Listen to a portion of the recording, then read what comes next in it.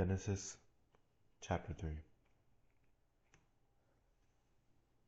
Now the serpent was more cunning than any beast of the field which the Lord God had made.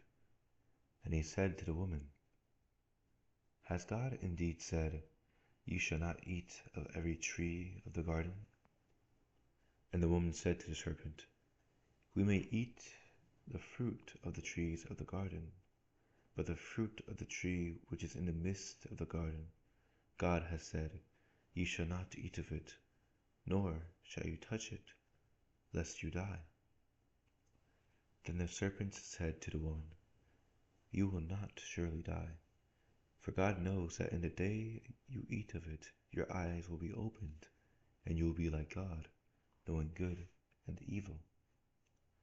So when the woman saw that the tree was good for food, that it was pleasant to the eyes, and a tree desirable to make one wise, she took of its fruit and ate.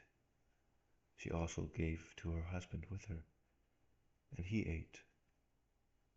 Then the eyes of both of them were opened, and they knew that they were naked, and they sewed fig leaves together and made themselves coverings. And they heard the sound of the Lord God walking in the garden in the cool of the day. And Adam and his wife hid themselves from the presence of the Lord God among the trees of the garden. Then the Lord God called to Adam and said to him, Where are you? So he said, I heard your voice in the garden, and I was afraid because I was naked, and I hid myself. And he said, Who told you that you were naked? Have you eaten from the tree of which I commanded you that you should not eat of? Then the man said, The woman who you gave to be with me, she gave me of the tree, and I ate. And the Lord God said to the woman, What is this you have done? The woman said, The serpent deceived me, and I ate. So the Lord God said to the serpent, Because you have done this, you are cursed more than all cattle, and more than every beast of the field. On your belly you shall go, and you shall eat dust all the days of your life. And I will put enmity between you and the woman, and between your seed and her seed. He shall bruise your head, and you shall bruise his heel.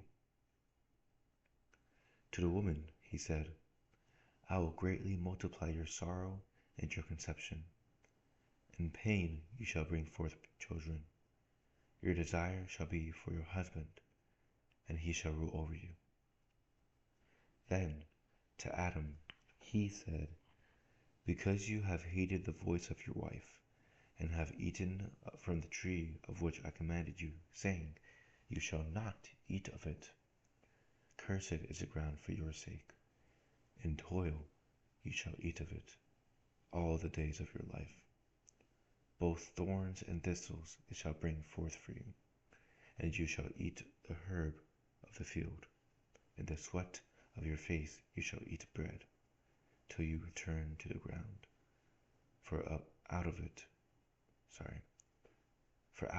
you are taken, for dust you are, and to dust you shall return. Then Adam called his wife's name Eve, because she was the mother of all living. Also, for Adam and his wife, the Lord God made tunics of skin and clothed them. Then the Lord God said, Behold, the man has become like one of us, to know good and evil. And now, lest he put out his hand and take also of the tree of life and eat and live forever. Therefore, the Lord God sent him out of the garden of Eden to till the ground from which he was taken. So he drove out the man, and he placed the cherubim at the east of the garden of Eden, and a flaming sword which he turned every way to guard the way to the tree of life. I'm going to read it again. Verse 24.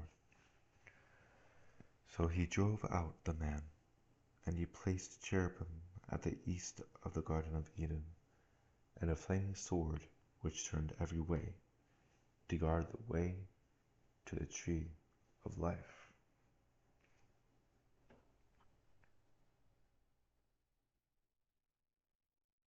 Genesis chapter 3.